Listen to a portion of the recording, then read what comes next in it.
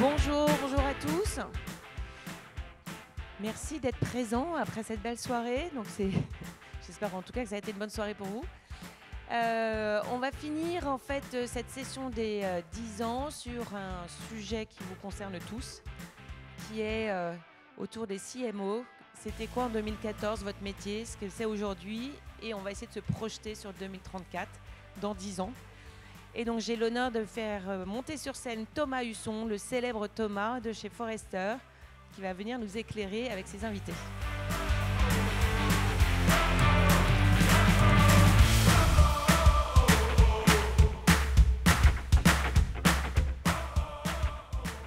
Bonjour à tous et à toutes.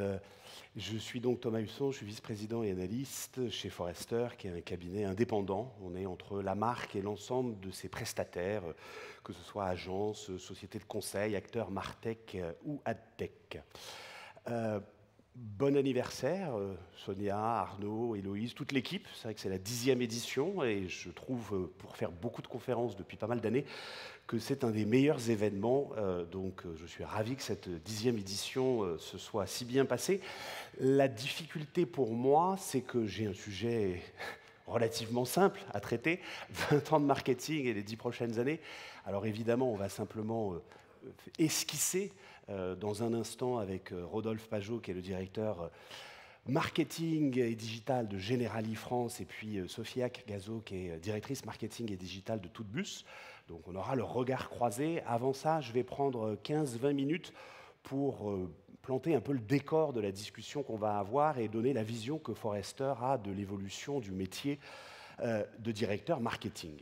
Alors j'ai eu la chance, pas de faire toutes les éditions, mais un bon nombre des éditions des dernières années, donc je me suis replongé dans ce que j'ai raconté il y a 8-9 ans, etc. Et je fais un petit retour en arrière, on va forcément commencer par ça. En 2014, j'étais venu vous parler d'un livre que Forrester a écrit qui s'appelait The Mobile Mind Shift, qui avait pour idée de dire, finalement, le mobile va changer la relation qu'on a aux marques et va changer les attentes des consommateurs, parce qu'il va falloir s'inscrire dans des moments mobiles, dans des micro-moments, et la notion de contexte va devenir très très importante. Alors évidemment, le mobile a changé nos vies à tous, notre quotidien, et a eu des conséquences très très importantes sur la relation aux marques, pas simplement dans le digital, mais évidemment dans l'univers physique. Et depuis, ce phénomène a totalement explosé. Alors je m'étais dit, tiens, à ce moment-là, 2014, après pas mal d'échanges sur cette thématique, je vais complètement couper, et je vais débrancher du mobile, du digital, et je vais partir, vous ne me reconnaissez peut-être pas sur le chameau, j'avais 10 ans de moins, au Rajasthan. Je suis parti avec ma femme, j'ai complètement débranché en me disant, je ne veux plus entendre parler du digital, de news, de mobile, quelque part à la frontière du Pakistan. Jusqu'à ce que, malheureusement pour moi, un journal papier, dont je n'ai pas la photo ici, je tombe là-dessus, quelque part, littéralement, quasiment au milieu du désert, en disant Facebook va racheter WhatsApp pour 19 milliards de dollars. Et vous ne le saviez peut-être pas, et c'est toujours le cas, mais WhatsApp était extrêmement, et est toujours extrêmement populaire en Inde. Et en fait, quand on prend du recul, ce phénomène d'appli messagerie, de messaging apps, de super apps, aujourd'hui, on parle de plus de 4 milliards d'utilisateurs au quotidien entre Insta, TikTok, WeChat et évidemment WhatsApp. Et finalement, voilà, on peut se dire, oh, c'est encore un canal de plus, c'est un nouveau média, c'est des nouveaux codes qu'il faut apprendre. Mais on pourrait continuer comme ça longtemps. Je pourrais vous dire, Netflix a été lancé en France en 2014, exactement il y a 10 ans. Et à l'époque, globalement, c'était 50 millions d'utilisateurs. Fast forward 10 ans, c'est 250 millions d'utilisateurs à peu près dans le monde. Et on peut dire légitimement que Netflix a bouleversé les codes de la création, a popularisé le streaming et a changé les modèles économiques des diffuseurs et d'un certain nombre de plateformes comme Canal+. Et en fait, on se rend compte que voilà, sur les 10 dernières années, il y a des nouvelles méthodologies qui sont arrivées, des nouvelles façons de faire du marketing. Si vous êtes en B2B, tout ce qui est account-based marketing, marketing ops, il y a des nouveaux métiers qui sont arrivés, ou qui se sont développés, community manager, faire de l'App Store optimization, des choses qui n'existaient pas avant, Mais il y a toujours, chaque année, un petit peu ce buzz et cette idée qu'il y a un shiny object, une nouvelle technologie à ne pas rater. Et habitude oblige, je suis dans l'obligation de partager avec vous un petit dessin de Tom Fishburne du Marketonist, parce que ceux qui me connaissent savent que je l'aime beaucoup et il était ici sur scène il y a quelques années, donc un petit clin d'œil pour les 10 ans. Mais voilà, c'est vrai qu'on a eu les podcasts, on a eu l'IA, on a eu le voice search avec Alexa, Siri, et on se dit à chaque fois, ça va révolutionner le marketing. Évidemment, que nenni, parce que moi, je suis un ardent défenseur de ce que j'ai baptisé la loi d'Amara, que peu de gens connaissent, parce que malheureusement, il est décédé trop tôt. C'était l'ancien président de l'Institut du Futur qui disait une phrase qu'on a tendance à attribuer à tort à Bill Gates. On a tendance à surestimer l'impact des nouvelles technologies à court terme et à sous-estimer leur effet à long terme. Mais on est exactement encore dans ce phénomène avec l'IA générative. Oui, c'est une rupture, au moins aussi importante que l'Internet et le mobile. Oui, ça va très vite. Oui, ça s'accélère. Mais non, je ne pense pas, et nous ne pensons pas chez Forrester, que ça modifie fondamentalement ce qu'est le marketing. Donc je vais y revenir dans un instant, parce que c'est vrai qu'on ne se rend pas forcément compte, ça a été le cas sur l'IA prédictive, l'IA générative, elle est en train de s'immiscer dans nos vies sans qu'on s'en rende compte. Un petit peu comme M. Jourdain qui faisait de la prose sans le savoir. Parce qu'avant, c'était un site destination, c'était ChatGPT, c'était Runway, c'était des applications que vous utilisez peut-être dans votre quotidien d'entrepreneurs et de marketeurs. Mais la majorité des consommateurs, la très grande majorité, en fait, ne les utilise pas et va le découvrir à travers Spotify, à travers WhatsApp, à travers Google, à travers les nouveaux terminaux qui arrivent, Samsung Galaxy AI, iPhone 16 et les PC IA qui vont arriver sur le marché. Et en fait, ce qu'on a peut-être du mal à appréhender, c'est le changement de paradigme que ça va représenter. Et moi, j'aime bien les visuels pour marquer les esprits. Et pour moi, l'IA générative, c'est un petit peu comme si la machine avait avalé la pierre de Rosette. La pierre de Rosette, pour ceux qui ont oublié leur cours d'histoire, c'est une stèle de l'Égypte antique en 1822, quand Champollion a pu interpréter les hiéroglyphes égyptiens. Mais c'est ça, en fait. Aujourd'hui, la machine, elle comprend ce qui fait de nous des êtres humains, le langage. Donc on a l'illusion, parce qu'elle produit désormais un contenu qui est le langage humain, que tout ce qu'elle dit est intelligible, ce qui n'est pas toujours le cas, il y a beaucoup de non-sens cohérents encore, mais surtout elle comprend son environnement et puis aussi des données non structurées. Et donc on va rentrer dans des logiques multimodales où finalement l'interface va changer. Alors on n'y est pas encore tout à fait, on voit les esquisses avec là où Siri, Apple Intelligence veut nous emmener, mais on n'est qu'au balbutiement. Et ce qui risque de se passer, c'est qu'en fait ça va changer notre rapport à la technologie et notre rapport aux marques. Pourquoi? Parce qu'on va passer d'interfaces graphiques, web, app, à des interfaces conversationnelles en langage naturel. On ne va pas les remplacer, mais elles vont s'adapter dans un contexte multimodal. On va détecter beaucoup plus rapidement l'intention et le contexte de l'utilisateur et on va pouvoir diffuser ces insights sur le consommateur à peu près partout.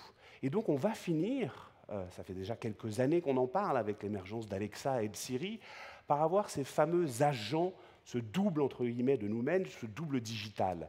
On en parle beaucoup plus aux États-Unis aujourd'hui qu'on en parle en Europe, ça va arriver, pas uniquement dans l'univers B2C, mais bien plus dans l'avantage B2B et dans les process, comment en cascade un agent effectue des tâches à votre place, mais peut-être pas dans les 12-18 mois, mais puisqu'on parle d'un horizon très lointain de 2034, oui, dans les 3, 5, 10 ans, on pourra définir un certain nombre d'objectifs, de préférences, d'éléments de contexte, voire donner des permissions à notre algorithme qui ira, lui, s'interfacer avec les algorithmes des marques pour des recommandations et éventuellement des transactions.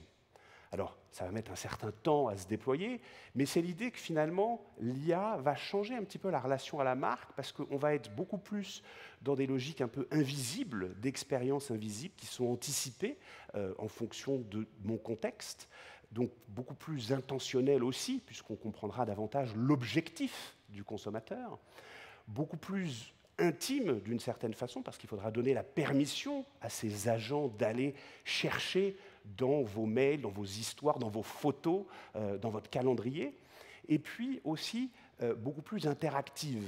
On va passer d'une logique un peu du monologue de la marque à un dialogue, voire à une conversation avec plusieurs clients et plusieurs marques.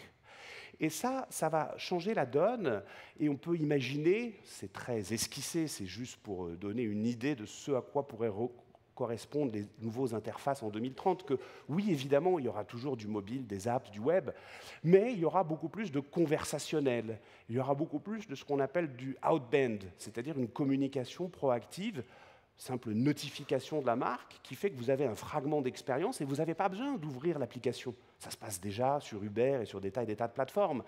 Mais ça va se généraliser avec effectivement aussi de nouvelles technologies, type réalité étendue. Et en fait, si on prend un petit peu de recul sur ces évolutions, tout ça va être nourri par l'intelligence artificielle. Alors on en a parlé le premier jour, hein. Oui, beaucoup de tâches vont être automatisées et donc un certain nombre d'emplois, malheureusement, seront amenés à disparaître. Mais il y a beaucoup de nouveaux métiers qui vont être créés. On va en parler avec Rodolphe et Sophie tout à l'heure. Mais surtout, je pense que ce qui est le plus important, c'est de bien avoir en tête que vos métiers, nos métiers, tout un chacun ici dans cette salle, va devoir apprendre à travailler avec des robots et à développer d'une certaine façon son quotient robotique. Et ça suppose des nouvelles compétences. Comprendre que l'IA générative, c'est probabiliste. Ce n'est pas déterministe. Ça a l'air de rien, mais ça a des implications très importantes. Comprendre, apprendre les hard skills, les fameux prompts, des soft skills sur l'agilité, et puis aussi sur des logiques d'esprit critique. Parce que dans ces nouveaux métiers, il y en a beaucoup qui seront liés au respect de la vie privée, à l'éthique, et tout simplement à la capacité, c'est triste à dire, mais à discerner le faux du vrai, le be fake du be real. Et ça, c'est extrêmement important d'avoir cet esprit critique pour remettre en cause ce que produit d'une certaine façon la machine. Donc beaucoup de nouvelles compétences à venir autour de l'IA, mais d'une certaine façon, j'ai envie de dire, pour nous, le rôle du CMO ne va pas forcément changer tant que ça. Au cœur, évidemment, on l'a vu, beaucoup plus de data, beaucoup plus de technologie, toujours autant de créativité, toujours un enjeu d'être non pas un centre de coût, mais un centre de profit. Et ça, j'en parlerai dans un instant, ça dépend finalement de la vision que votre PDG a du rôle du marketing dans son organisation. Et c'est pour ça que ce rôle, malheureusement, il varie énormément d'une entreprise et d'un secteur à l'autre, avec des leviers plus ou moins importants selon le périmètre qui est le vôtre en tant que directeur marketing. Et puis, il y a cette notion que Forrester développe depuis longtemps d'obsession client, qui va un peu au-delà de l'expérience client, mais on voit bien que sur les 10 dernières années, on a commencé la bascule vers l'expérience client. Ce n'est pas un hasard si One-to-One, qui était digital marketing, s'appelle aussi aujourd'hui One-to-One expérience client. Parce que le terme marketing, parfois un peu galvaudé dans l'opinion publique, il y a une image parfois un peu péjorative. Expérience client, ça sonne mieux. Alors oui, il y a eu des Chief Client Officers, des Chief Experience Officers, et certains ont prédit la mort du CMO. Mais non, le métier du CMO, il est et il sera toujours, selon nous, quel que soit le nom exact qu'on lui donne selon les organisations, la compréhension du client. Le CMO est un peu un buvard, c'est à lui d'anticiper les changements sociétaux, de décrypter l'émotion du consommateur, sa psychologie, sa sociologie. Et c'est pour ça qu'on pense qu'il y a de plus en plus de sciences comportementales qui sont au cœur du marketing, qu'il va falloir réinjecter en demain développant des compétences autour de l'ethnographie, autour du nudge et autour de tout un tas de compréhensions fines de l'émotion du consommateur, qui est, en toute objectivité, ce qui différencie derrière l'expérience client. Le deuxième pilier qui ne changera pas, c'est la stratégie de marque. Aujourd'hui, il y a ce que mes collègues américains appellent le digital sameness depuis quelques années, c'est que toutes les expériences digitales se ressemblent et qu'il va falloir injecter de l'émotion et aller nourrir la valeur et la différenciation de la marque. Et ça ne changera pas. Et puis le dernier élément qui est probablement le plus important, c'est la capacité à délivrer la promesse de marque. C'est ça l'expérience client, ça n'est rien d'autre que délivrer la promesse de la marque. Et c'est difficile, tout le monde en parle. Vous noterez le petit effort que j'ai fait pour mettre une planche de surf, puisqu'on est à Biarritz. Mais tout le monde dit mettre le client au centre. Dans les faits, je l'ai déjà partagé ici et je le repartage, parce que malheureusement, c'est toujours le même chiffre en 2024. Vous avez moins de 5% des entreprises qui sont obsédées par leurs clients et qui délivrent une bonne expérience client. depuis une quinzaine d'années qu'on mesure l'expérience client au niveau global. L'année 2024 est celle qui montre les pires résultats. Donc il y a matière, il y a moyen de se différencier. Mais c'est souvent difficile parce que ça dépend de la glace, entre guillemets, que vous pouvez casser. Ça dépend de la place que vous accorde votre CEO, votre PDG. Et ça, c'est absolument essentiel, ce binôme, pour définir le rôle du CMO dans les années à venir. Et malheureusement, ça varie énormément d'une entreprise à l'autre. Oui, en B2C, dans la grande conso, le directeur marketing, ce sont des données qu'on vient de publier dans une étude, il a davantage tendance à être rattaché au PDG, très nettement. Il a les leviers, il a le prix, il a le produit, il a l'innovation. Son rôle, c'est de lancer des nouvelles offres, des nouveaux produits, des nouveaux modèles économiques. Il a un PNL. Malheureusement, trop souvent, dans le B2B, le marketing est un supplétif des ventes pour générer du lead et n'a pas tous les leviers d'action qu'il devrait avoir. Et ça varie d'une industrie à l'autre. On dit souvent que le CMO est celui qui a l'ancienneté la plus faible dans le comité de direction. C'est malheureusement toujours vrai, mais ça varie, vous le voyez ici, énormément d'un secteur à l'autre, selon que vous êtes, et on en parlera avec Rodolphe, dans l'assurance et la finance, ou selon que vous êtes dans les médias et l'entertainment. Et cette question du temps long, de la capacité à transformer une organisation, elle est essentielle, parce qu'en fait, au-delà des changements technologiques et des ruptures qu'on est en train de vivre, ce qui change fondamentalement et qui donne l'illusion que la fonction marketing est drastiquement en train de changer, c'est les crises et les polycrises que l'on vit depuis quelques années. Quand même une accélération phénoménale, anxiogène, hein, quand vous voyez ces unes de The Economist. Mais c'est le monde dans lequel on vit, c'est l'environnement dans lequel on vit, c'est la société dans laquelle on vit, c'est là où les consommateurs évoluent. C'est ça qui change drastiquement et qui pose quand même une question qui est celle de la révolution écologique. On va en parler, mais on est dans un monde, qu'on le veuille ou non, où de gré ou de force, on va devoir changer nos comportements. Et le rôle de la marque, ça va être davantage d'accompagner le consommateur dans ces changements, peut-être d'arrêter de consommer toujours plus et de consommer mieux. On va être quand même dans un changement de paradigme où on va passer d'une économie linéaire à une économie circulaire. Et ça aussi, je ne pense pas forcément, on en débattra, que ça change totalement la fonction marketing. C'est-à-dire que nous, notre vision, c'est que le noyau dur du marketing, le cœur du réacteur, ça sera toujours la compréhension du client, la stratégie de la marque, la capacité à délivrer cette promesse de marque qui n'est rien d'autre que l'expérience client. Au cœur du réacteur, oui, il y aura évidemment data, IA, technologie, créativité. Ça ne va pas changer. En revanche, il y a des leviers et des compétences qu'il va falloir développer. J'ai parlé des sciences cognitives et comportementales. C'est d'autant plus important quand on veut aider le consommateur à gérer sa dissonance cognitive et sa frustration à ne pas avoir des comportements toujours vertueux. Il va falloir accompagner le changement. Mais c'est vrai aussi dans l'alignement du modèle économique et de la valeur par rapport à une mission d'entreprise et par rapport à une marque que l'on veut nourrir. Et c'est vrai aussi de compétences qui, aujourd'hui, ne sont malheureusement très peu maîtrisées par les directions marketing. L'éco-conception, l'analyse du cycle de vie. Quand vous parlez ça à certaines directions marketing, ils n'ont aucune idée des limites planétaires et de l'impact que peut avoir l'ensemble de la chaîne de valeur et où le CMO joue un rôle, à mon avis, toujours de chef d'orchestre. Voilà, j'ai fait 15-20 minutes pour planter un peu le décor, mais ce qui va être surtout intéressant, c'est les regards croisés qu'on va avoir maintenant avec mes invités. Donc je vous demande d'accueillir avec moi Sophie Hack-Gazo et Rodolphe Pachot.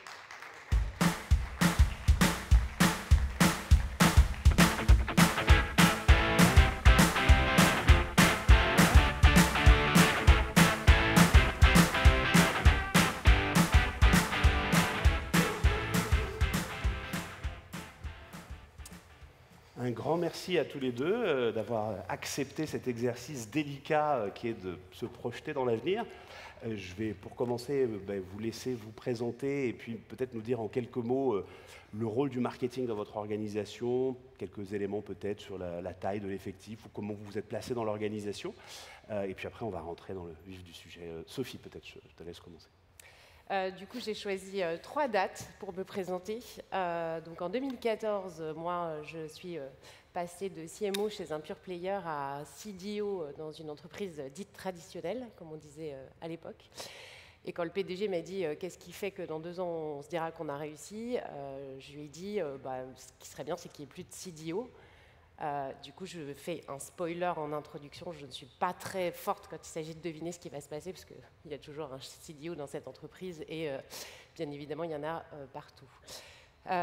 Aujourd'hui, en 2024, je suis CMO, Digital Officer et Sales Officer de Toutbus. Toutbus, c'est une BU, c'est la BU Sightseeing de RATP Dev. Donc le sightseeing, c'est un terme difficile à traduire, mais en gros, c'est une activité qui vous propose de visiter des villes comme Paris, Londres ou Bruxelles, à 4 mètres de haut dans des bus à Impérial. Du coup, j'ai rejoint ce groupe. Donc c'est une activité qui fait à peu près 50 millions d'euros, donc une petite activité dans un grand groupe. J'ai rejoint le groupe en 2020, en plein Covid, pour lancer une marque unique à toutes les villes dont je viens de vous parler et repenser une expérience online et offline d'une activité qui était plutôt ringarde de mon point de vue. Donc repenser complètement l'expérience et digitaliser les ventes, puisque c'est un marché sur lequel en 2019 on vendait encore à 90% grâce à des vendeurs avec des drapeaux dans le dos dans la rue. Voilà, donc ça c'est ce que je fais aujourd'hui. Ce que je ferai en 2034, bien évidemment, je n'en sais rien. Comme a dit Aurélie Jean en introduction il y a 2 jours, on ne sait pas, mais la bonne nouvelle, c'est que c'est à nous de décider.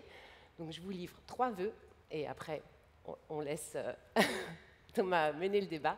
Moi, mes 3 vœux pour 2030, Thomas a parlé de la vision un peu péjorative, et je pense que ça nous arrive tous d'entendre ouais, enfin ça c'est du marketing, et ça c'est la pire phrase. Donc j'aimerais bien en 2034 ne plus entendre cette phrase qui tend bien évidemment, la pensée commune, c'est de se dire que le marketeur, il est là pour vendre toujours plus, n'importe comment et indépendamment des besoins réels des consommateurs. Donc ça, c'est mon premier vœu.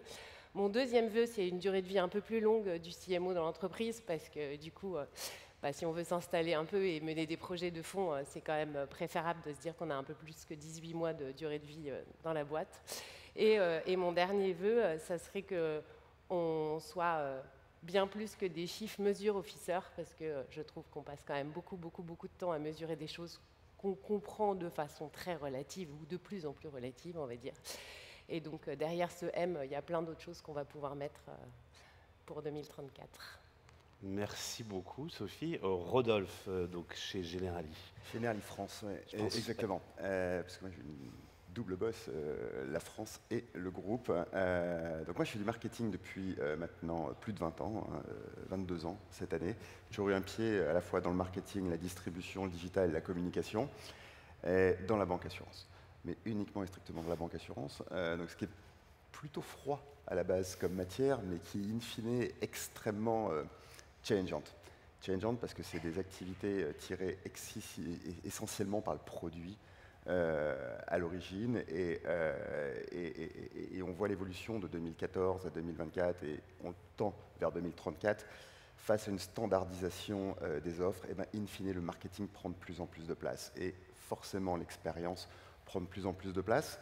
Donc pour revenir aujourd'hui sur mon activité, c'est une activité qui, avec une équipe à près d'une centaine de personnes, qui drive, je dirais, tout le funnel depuis la marque jusqu'à l'acquisition, de la performance et le développement des portefeuilles, de façon un peu traditionnelle, hein, avec une équipe marque, une équipe dédiée au CRM et à l'acquisition, le market strat, et la nouvelle née, l'expérience, est dédiée à l'expérience, parce que mon enjeu à moi perso, mais également du marché des assureurs, c'est de travailler l'engagement réellement des clients. Je pense qu'on va y revenir, mais l'engagement encore plus, je dirais, dans un secteur où il y a une vraie défiance face aux assureurs.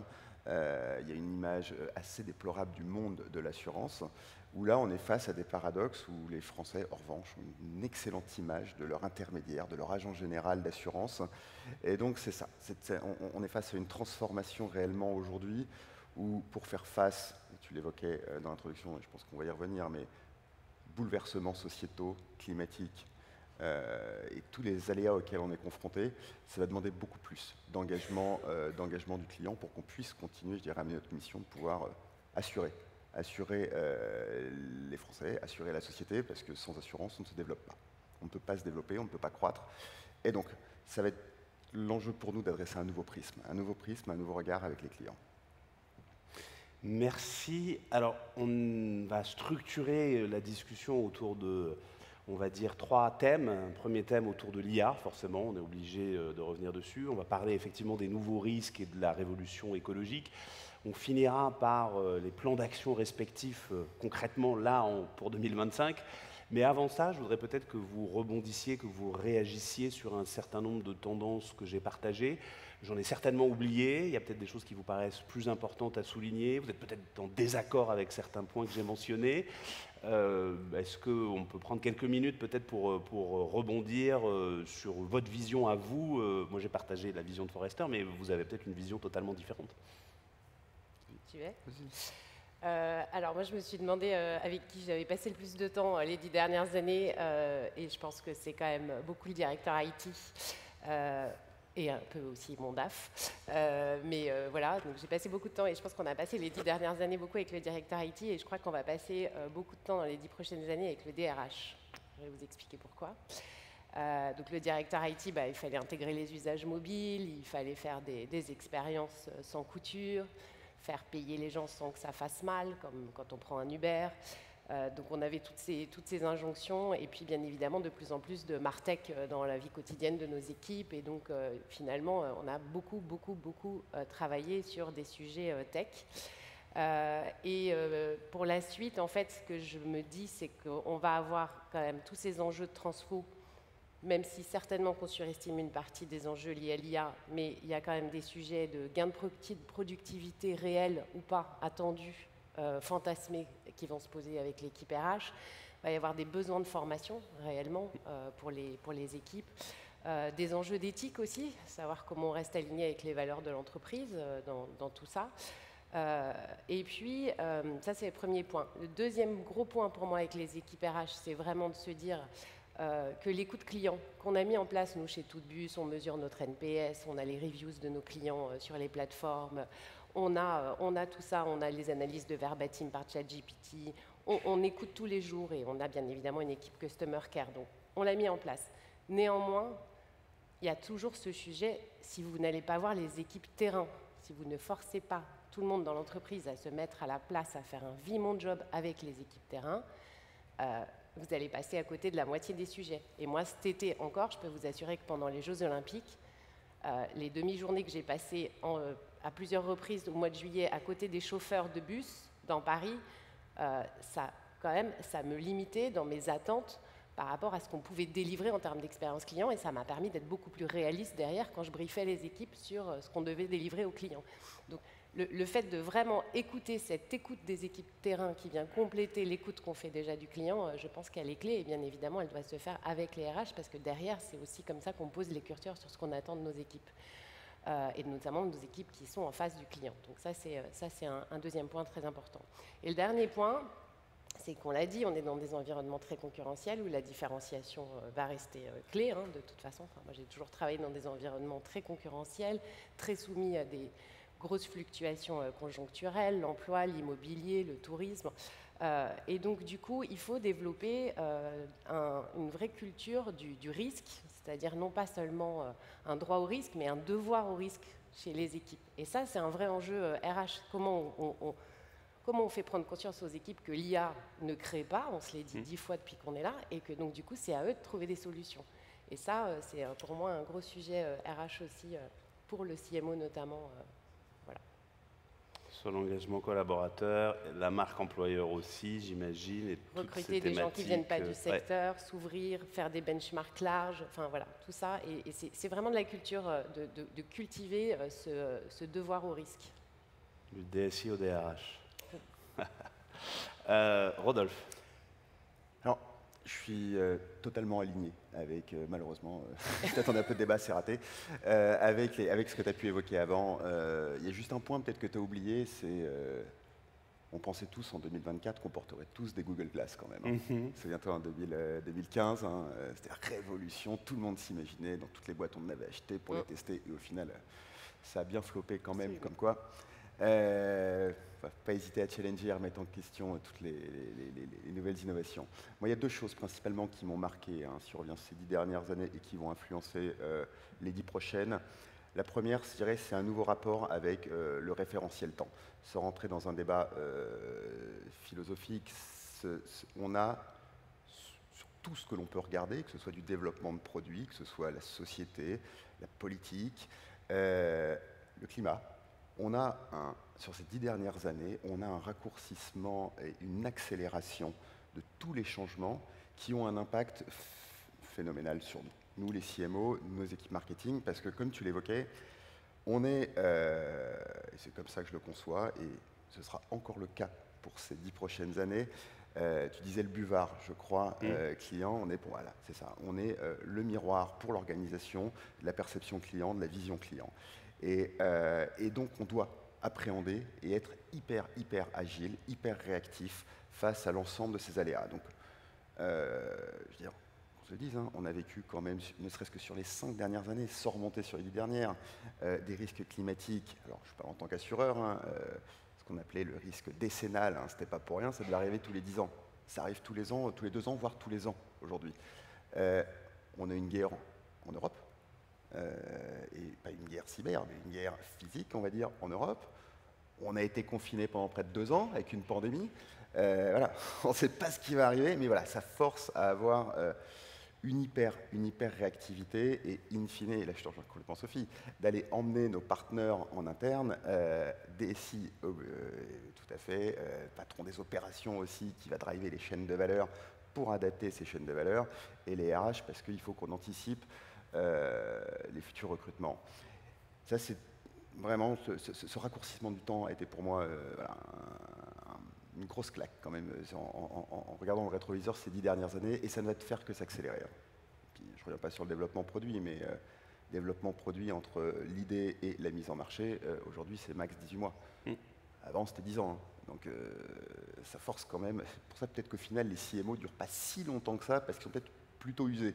C'est eux qui absorbent tous ces aléas. Plus sérieusement, mon deuxième point, c'est vraiment le bouleversement de l'expérience. Donc ça fait un peu tarte à la crème quand je dis, mais c'est ça, c'est ce que j'évoquais tout à l'heure en introduction, cette standardisation des produits, cette standardisation de l'offre, d'une part, pousse à, in fine, faire de la différenciation sur 2 axes principaux. La marque. Plus la marque est forte, plus elle va générer du flux, plus elle va désensibiliser aux tarifs, plus elle va favoriser la transformation. Et de l'autre, l'expérience, où aujourd'hui, le bouleversement sur l'expérience, c'est qu'avant, l'expérience, c'était monosecteur. Je suis assureur, je compare l'assurance, l'expérience d'assurance avec mes concurrents, voire, allez, on peut aller jusqu'au banquier. Maintenant, un client va comparer son expérience avec son assureur, avec un achat sur un site en ligne de prêt-à-porter, avec son réparateur de voiture qu'il a déposé au garage, qui va lui envoyer un NPS à la fin, donc voilà, il y a quand même 3 d'expérience, ou son expérience au restaurant. Et in fine, ça a positionné des standards d'expérience absolument clés, en gros entre low cost, mid-market et le premium. Il y a des standards qui sont positionnés intermarchés, et par-dessus, la différenciation maintenant se fait sur, je dirais, l'expérience liée à l'ADN. Et pour les 10 prochaines années, l'enjeu expérientiel va être de ne pas développer in fine de l'expérience par canal, par vertical, mais c'est cette homogénéisation de l'expérience. Parce que alors, beaucoup de compagnies, beaucoup de structures nous parlent et nous vantent les mérites de l'expérience, sauf qu'on peut tous se poser la question, combien sont celles réellement qui ont une expérience totalement homogène, totalement lean et fluide et seamless sur l'ensemble de leur parcours? Il y en a très peu. Du moins, celles qui l'ont réellement sont des structures, je dirais, expérience native, assez récentes. Pour les structures issues du brick and mortar, anciennes, Generali, ça a presque 200 ans, hein, voilà. Ça va prendre du temps et la révolution est là. Je pense d'ici 2034. Et j'ai tendance à le comparer au même titre que l'a été l'électricité lors de la révolution industrielle, Internet début 2000. 2034, en gros, soit on est expérience compatible, soit on est mort. Justement, parlons un peu de l'IA et de ce que ça peut impliquer. Un point que je n'ai pas souligné, mais on peut se dire que dans les 10 ans qui viennent, finalement, c'est la fin des parcours clients. On force, c'est la charge mentale et cognitive, elle est sur le consommateur. C'est à lui de se débrouiller sur un menu web, d'aller toucher les bons écrans. Lui, ce qu'il veut, c'est juste, à un moment donné de son interaction avec un marque, dans un contexte bien particulier, une information, un service, un prix, une expérience. Je sais que les gains de productivité sont plus ou moins rapides et ne sont pas les 50-60% qu'on nous raconte. Nous, ce qu'on voit dans les services clients, y compris chez Microsoft, qui a déployé ses propres outils Copilot, on parle de 10-15. La moyenne, elle est plutôt à 5, 6, 7. Ça prend du temps, il faut acculturer les équipes, il faut former. Un Publicis, c'est 50 millions de dollars de formation sur un plan à 300 millions de dollars. Alors, comment vous voyez, quel changement vous voyez dans la pratique du marketing, au quotidien? Est-ce qu'il y a des choses que vous allez arrêter de faire, que vous allez outsourcer? Est-ce qu'il y a qu'est-ce que ça va changer selon vous en essayant, et je sais que ce n'est pas facile de se projeter, mais peut-être des anecdotes, des chiffres concrets, des choses que vous pouvez partager sur, selon vous, comment on peut intuiter cette réalité qui va s'accélérer dans les années qui viennent? Alors nous, il y a un sujet qu'on a chez Toutbus, c'est que en fait, donc, avant, pendant 30 ans, vous montiez dans le bus, on vous donnait des écouteurs et on vous proposait un récit très fonctionnel et historique de la ville où on vous racontait pour chaque monument qui l'avait construit et en quelle année. Bon, moi, c'est le genre d'information que je ne retiens pas et c'était plutôt boring. Donc on s'est dit, OK, nous, quand on a lancé Toutbus, c'était vraiment la volonté d'avoir une expérience émotionnelle de la ville, quelque chose de très incarné. Donc on a créé des podcasts sur la ville. Et si vous êtes allemand et que vous venez à Paris, vous n'aurez pas la même histoire que si vous êtes italien à Paris, de même que si vous êtes français à Londres. On va vous parler de Waterloo d'un point de vue de français et pas d'un point de vue d'anglais. Donc tout ça, c'est des références, on a mis de l'humour. Voilà, on a créé vraiment quelque chose de beaucoup plus émotionnel. Et puis il a fallu déployer... parce que, bon, post-Covid, on n'avait pas beaucoup de clients, on avait fait ça en 5 langues, et puis il a fallu déployer dans toutes les langues, etc. Donc d'abord, bien évidemment, on a toutes ces techno IA pour traduire. Donc aujourd'hui, on est dans une période où on fait de l'hybride, c'est-à-dire qu'on s'appuie sur des textes de traduction, du text-to-speech, tout ça revu par des traducteurs professionnels. Donc on est dans un modèle aujourd'hui complètement hybride. Et ce qu'on voit pour la suite, nous, c'est, comme tu l'as dit, c'est pas un parcours, chacun aura son parcours, chaque client aura son parcours, et donc du coup, on est en train de travailler sur des prototypes de conversation. C'est-à-dire qu'en fait, vous serez dans la ville et vous aurez une conversation sur la ville, et on va vous proposer d'échanger sur la ville. Voilà, donc ça, c'est la vision qu'on a, nous, pour la suite. Bien évidemment, ça a deux impacts majeurs, en tout cas qui sont des points d'attention très forts pour nous. Le premier, c'est le coût. Ça coûte super cher, l'IA. Enfin, voilà, ça coûte super cher. Ça prend de plus en plus de poids dans les budgets. On a beau dire qu'on lance un prototype, si on veut quand même comprendre en termes d'usage comment ça va se traduire, bon, bien évidemment, on fonctionne par étapes. On a tous vécu la hausse disproportionnée de nos coûts publicitaires quand Meta et Google ont commencé de mettre de l'IA dans les enchères, etc. Enfin, on voit bien combien ça nous coûte aujourd'hui par rapport à il y a 10 ans, puis ça fait plus de 10 ans qu'ils mettent de l'IA dans tout ça. Et en fait, aujourd'hui, effectivement, il y a cette notion de coût, plus les recrutements nécessaires, parce qu'il va nous falloir des experts qui vérifient que l'IA ne se trompe pas, puisqu'il y a une marge d'erreur dans l'IA. Donc on parlera des futurs métiers, mais en fait, il y a besoin de recruter pour vérifier. Si on prend la responsabilité d'utiliser de l'IA, c'est ce que je fais avec mes traducteurs professionnels, encore faut-il avoir des gens qui vérifient l'information que vous délivrez à vos clients. Donc ça, c'est un coût réel, et on reviendra sur les nouveaux métiers. Et des fois, je me dis peut-être qu'on va devenir schizophrène et qu'on va développer une IA pour vérifier que notre agence SEO ne nous fournit pas des contenus 100% IA. C'est possible, en fait, tout est possible. Le deuxième gros frein, et je finis là-dessus, c'est le coût pour la planète. C'est-à-dire que Luc Julia, dont on parlait aussi en conférence d'introduction, a bien notifié que si aujourd'hui on fait dans notre journée toutes nos requêtes Google sur ChatGPT, il n'y a pas assez d'électricité sur Terre. Google est à plus 48% de consommation carbone depuis 4 ans. Ils pourraient complètement rétropédaler sur leur plan climat qui était prévu pour 2030. Donc ça, à notre échelle, à nous qui avons tellement investi dans la transition énergétique de nos bus, qui sommes tellement fiers de proposer de visiter une ville dans des bus aux énergies propres, on est les seuls au monde à proposer, à Bruxelles, on a une flotte 100% électrique et on a énormément investi dans toutes nos villes. Sincèrement, il faut quand même... voilà, donc c'est un frein réel voilà, qu'on garde en tête très fort sur les projets qui avancent. À venir. Et sur, peut-être Rodolphe, sur la partie de nouveaux métiers que tu évoquais, je te ferai rebondir dessus après, Sophie, est-ce que toi, tu vois, par rapport à la fonction marketing et au métier marketing, donc il y a un besoin de challenger un peu, de fact-check, de vérifier, distinguer, ce que je disais tout à l'heure, un peu le vrai du faux, comment dans l'assurance, qui est un métier finalement d'analyse du risque à la base, j'imagine, c'est un actuaire sous stéroïdes. C'est un peu ça. Alors, il y a un enjeu effectivement de prédiction très très forte, et notamment face au risque climatique. Et aujourd'hui, le risque climatique dont on parlait il y a encore, dans le grand public, 5-10 ans, on imaginait l'ours polaire dérivé sur sa banquise, et voilà, c'était l'image populaire que tout le monde en avait. Sauf que aujourd'hui, typiquement, votre maison est confrontée à des risques climatiques. Et voilà, donc il y a un enjeu de prédiction extrêmement fort. Donc nous, l'IA, je dirais, elle a attaqué en premier dans les compagnies d'assurance sur de la prédiction de risque, très très forte, parce que notre métier, c'est quand même un métier de statistique, c'est un métier de prédiction. Et on est quand même, je pense, un des seuls acteurs à collecter autant de données first party à la souscription. C'est-à-dire que vous allez acheter chez Lacoste un pull, au max vous donnez votre adresse email, vous souscrivez votre assurance habitation à 300 €, on va vous demander 30 questions. Et donc on a quand même une masse de données first party qui aujourd'hui a été essentiellement utilisée pour l'évaluation technique de risque. Et c'est là où le marketeur est content de tomber sur cette mine d'or, et là de se dire, voilà, on va pouvoir utiliser des nouvelles solutions, des nouveaux outils pour aller creuser vraiment deep ces nouveaux types de données. Et là, encore une fois, c'est essentiellement pour emmener nos clients dans des parcours de prévention, et pour que le client assure son auto-prévention et sa propre prévention.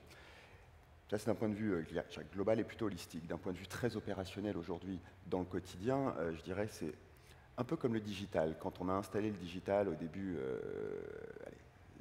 2010, on va dire, on a fait les investissements digitaux dans les entreprises. Le digital a percé sur quoi? Là où il y avait de l'effort, comme sur le grand public. Là, le digital a servi à quoi? À réduire l'effort. Premier angle d'attaque, la réduction de l'effort. L'IA, c'est à peu près la même chose.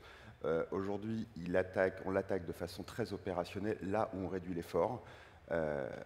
Truc très con, le détourage de vidéo. Pensez le détourage sur une vidéo, combien de temps ça prenait et le coût que ça prenait pour faire de la post-prod ou autre, c'était une fortune. Et donc c'est pour ça que dès que la techno est un peu mature en IA, et sur ce type de techno-là, on gagne très très vite. On gagne énormément, on gagne en vélocité. Et là aussi, c'est une porte ouverte, ça nous permet vraiment de reconcentrer les cerveaux sur de la création plus que sur de la tâche sans valeur ajoutée. Sur le deuxième axe, typiquement tu le soulignais sur le SEO, mais effectivement, aujourd'hui les technos sont hyper matures quand même en IA pour booster les SEO, et les gains sont quand même assez phénoménaux, tant sur détection de mots-clés que de la rédaction de contenu. Donc voilà, ça prend sur ces métiers-là, en premier lieu parce qu'il y a un effort à réaliser, et puis un gain massif assez rapide. La next step sera vraiment sur de la personnalisation, de la joignabilité.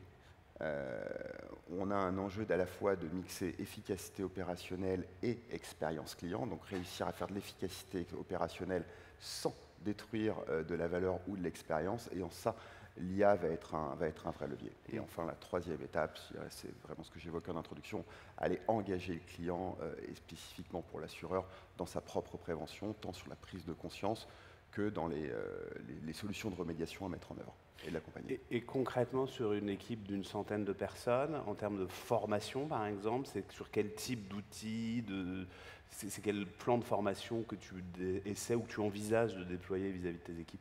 Alors, déjà, il y a un layer de base.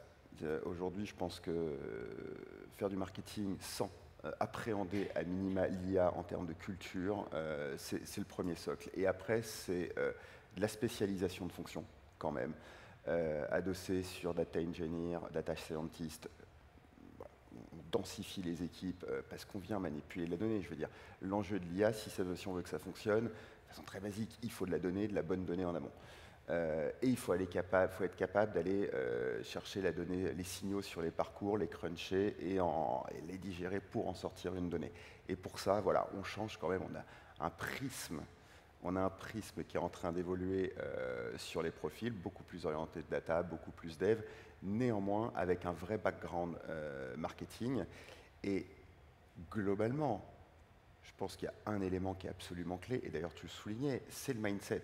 L'enjeu du mindset est absolument clé, parce que en marketing spécifiquement, et pour faire face à toutes les évolutions techno, on a une IA qui sort, des IA qui évoluent de semaine en semaine.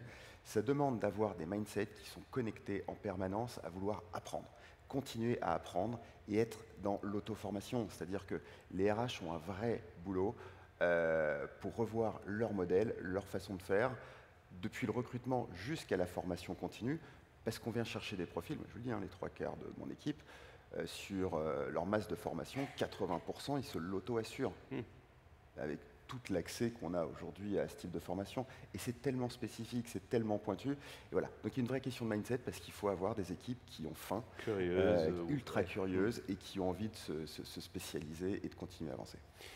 Et Sophie, pour rebondir là-dessus, avant qu'on passe à un autre sujet que je voulais aborder, toi tu vois de nouveaux métiers, c'est difficile d'imaginer ce qui n'existe pas encore, mais tu as quelques pistes? Oui, on imagine bien que le rôle du DPO va être assez bouleversé là, par tout ce qui se passe. Il y avait, vous savez, toutes ces histoires d'algorithmes quand Microsoft a lancé les premières conversations et qu'on s'est dit l'algo est raciste. Mais en fait, c'est quelle est la qualité de la data que nous, on met dans l'algo. Et la qualité qui en ressort est complètement un miroir de ce qu'on y met aussi. Donc, il va y avoir tout ça. Donc, l'année dernière, le one-to-one, c'était sur l'éthique. Bon, on est clairement quand même encore beaucoup là-dedans. Nous, on a 90% des initiatives IA qui viennent des équipes. Ce n'est pas un comité IA en haut qui décide, c'est du bottom-up. Donc du coup, comment est-ce qu'on accompagne ça, c'est un vrai sujet. Et du coup, dans les nouveaux métiers, bien évidemment, il y a ces fameux éleveurs d'algo, voilà, peu importe quel sera leur nom final, certainement pas celui-ci. Les fast-checkers, on en a parlé, mais je pense qu'effectivement, il va y avoir à un moment donné besoin de calculer la marge d'erreur, l'identifier, définir ce qui est acceptable, ce qui ne l'est pas. Donc là, il y a un sujet. Est-ce que c'est des ingénieurs analystes? Quel est leur métier de base? Je ne sais pas, mais il y a un sujet là-dessus. Il y a un sujet de gardien de la réputation avec les deepfakes, le fait qu'on se fait squatter nos réseaux sociaux. Donc il y a un vrai sujet de comment est-ce qu'on va gérer ça. Là, on a parlé de discrimination technologique aussi. Donc voilà, il y a un sujet vraiment de la réputation de la marque, parce que c'est aussi la valeur de ce qu'on fait. Donc voilà, c'est ce métier-là. Après, il y a un sujet, je pense aussi plus large de compétences, puisque tu disais effectivement, donc bien évidemment, la curiosité qui va avoir de plus en plus de valeur, elle en avait déjà énormément dans nos métiers, et effectivement, elle reste. Mais on parlait tout à l'heure d'avoir des vrais créatifs, puisque l'IA ne crée pas, donc il faut avoir des gens qui sont OK pour chercher des solutions par eux-mêmes, donc pour se différencier, ça c'est clé. On a quand même, moi j'ai besoin dans le tourisme d'avoir des gens qui identifient les biais vraiment liés en fait au fait que les algos, enfin les biais culturels, ceux qui sont liés au fait que les algos aujourd'hui sont nourris essentiellement d'un corpus anglo-saxon. Et ce corpus anglo-saxon, il induit beaucoup de choses. Et moi demain, le gros des touristes à Londres et à Paris, ce seront potentiellement, ils ne sont pas encore beaucoup revenus, des Indiens et des Chinois. Si on regarde la population de la planète aujourd'hui, est-ce que ce que je vais produire avec de l'IA qui s'appuie sur un corpus très anglo-saxon va répondre? Et quels seront les biais culturels? Quels seront les biais culturels que je vais... Voilà. Donc, comment je vais trouver ces compétences-là, je ne sais pas encore, mais clairement, c'est dans mes sujets de me dire attention, là, j'ai un sujet de compétences. Et puis, alors, dernier truc en compétences qui est un peu flippant, c'est que, mais il ne faut pas avoir peur, on y va quand même, parce qu'on doit prendre des risques, c'est de se dire, en fait, je suis dans on a un groupe où on réfléchit sur l'IA avec 2 directeurs marketing, et quelqu'un nous disait, un patron d'une agence qui a beaucoup travaillé sur le cerveau et les impacts du cerveau, du mobile et de toutes nos technos, nous disait qu'on est en train de perdre la cognition spatiale à force d'écouter nos GPS. Donc il nous dit 200 mètres à droite, tourner à gauche au moment où il faut le faire, donc on ne se pose plus trop de questions. Bon, on peut se dire, c'est pas très grave, on aura toujours un GPS sous la main, dans la voiture, dans le téléphone, etc. Le problème, c'est que c'est le même endroit du cerveau qui nous sert à prendre des décisions. Et donc, du coup, là, on commence à se dire comment est-ce que ça va impacter nos compétences professionnelles dans la vie de tous les jours, d'abord, bien sûr, et professionnelles aussi. Et donc, du coup, je me dis qu'effectivement, je vais être de plus en plus attentive à avoir des gens qui ont des vraies convictions. On revient à l'engagement, bien évidemment. Voilà. Ouais, qui vont un peu poil à gratter pour aller avoir beaucoup d'esprit critique. On ne va pas avoir le temps de rentrer dans le détail du sujet, mais on a commencé à l'effleurer. Tu parlais des enjeux de l'IA pour prévoir le risque climatique, tu parlais de l'impact environnemental de l'IA. Au-delà de ça, on vit une crise climatique. Je sais que tu es pas mal impliqué avec tes équipes sur ce sujet-là. Qu'est-ce que, de manière concrète, ça va changer selon vous sur la fonction marketing, sur les pratiques marketing, sur les compétences? Moi, je parlais d'ACV, d'éco-conception, mais on est plus sur des environnements industriels produits. Dans vos métiers respectifs, en quelques mots, c'est quoi votre conviction sur ce sujet qui va prendre forcément de l'importance dans les 10 ans qui viennent? Moi, j'ai eu la chance de créer un site et une app from scratch quand on a lancé la marque, bien évidemment, du coup, il y a moins de 4 ans. Ça m'a frappé de voir à quel point le stockage de la data questionne personne. Et du coup, j'ai dû vraiment un peu bousculer mes agences parce que, naturellement, quand on lance un site e-commerce, on veut créer des comptes, on veut stocker de la data sur nos clients. Mais moi, je ne travaille pas dans un repeat business. Le Texan ou le Coréen qui vient visiter Londres cette semaine, il ne reviendra peut-être pas avant 30 ans. Quel est l'enjeu de garder sa data? Donc, en fait, j'ai d'abord questionné ces points-là. Et aujourd'hui, quand vous achetez un billet sur notre e-commerce, on ne crée pas de compte, en fait. Il n'y a pas besoin qu'on vous en base. Donc ça, c'est une façon de réfléchir qui est un peu différente. Quand j'ai demandé à mon équipe aussi de créer un push notif qui invite à décharger l'application, à la supprimer de son téléphone une fois qu'on a fini son voyage avec nous, tout le monde m'a regardé avec des grands yeux. Donc, je pense que c'est vraiment une façon de penser différente, mais questionnons déjà le stockage de la data qu'on fait. Ça commence par là, en fait, en termes de RSE. Ça, c'est vraiment dans les mains du directeur marketing. Il n'y a pas, voilà, c'est chez nous, c'est à nous de le faire. Ça, c'est vraiment ce qu'on fait. Et puis après, effectivement, moi, dans les gros projets, il y a l'empreinte carbone, clairement, c'est comment je la mesure et comment je la maîtrise là, avec tout ce que je fais par ailleurs. Voilà. Et là, nous, on a fait notre première mesure d'empreinte et je vous assure que plein de surprises, les mesures d'empreinte. Après, c'est aussi la question induite. Enfin, il y a beaucoup de marques qui commencent à intégrer des KPI d'empreinte carbone dans leur dashboard média, font leurs décisions à ISO performance, mais la question, c'est dans la plupart des boîtes sur le scope 3, c'est pas l'impact carbone de la fonction marketing, c'est l'impact de ce que je vends. Bien sûr. C'est ça la question. Donc c'est une question de modèle économique. Bien sûr. Mais il y a des choses qui sont dans nos mains. Donc on commence par ça déjà. Là où on a et après, c'est le change et tout ce qu'on fait avec le RH et le reste du board. Et toi, Rodolphe, là-dessus? Rapidement, sur 3 axes. Le premier, sur le levier business, qu'on se le dise, parce que le point, c'est sur est-ce que c'est un effet de mode? Est-ce qu'il faut y aller? Et il y a eu beaucoup de greenwashing et on rentre aujourd'hui dans une phase où le point est clair et c'est notre rôle de marketeur, c'est de dire stop maintenant, si on parle de RSE, il faut qu'il y ait une preuve en face. On arrête les incantations et il faut une preuve. Donc je dirais que le rôle du CMO, il a cet enjeu de garder cette prégnance sur le client, sur le terrain en disant attention. Quand on regarde d'un peu plus près, l'Observatoire Sociovision d'Opinionway de cette année annonçait, je crois, 20 à 22% des intentionnistes à l'achat pour qui la RSE est un levier d'achat ou un levier de non-achat. Donc ça veut dire que 80% ne le sont pas encore. Donc il y a quand même un enjeu aussi d'adresser le bon message, et après, des organisations comme une compagnie d'assurance ont aussi un rôle sociétal pour aller emmener les clients vers cette transition, vers un modèle plus vertueux. Et on ne peut pas non plus dissocier environnemental et sociétal. Ces deux sujets-là sont extrêmement liés, convergent, et on le voit, hein, la vulnérabilité vue en assurance, c'est le fait de pas pouvoir payer sa prime d'assurance, c'est ne plus pouvoir assurer par exemple sa maison, parce qu'elle est dans un endroit où plus personne ne peut l'assurer.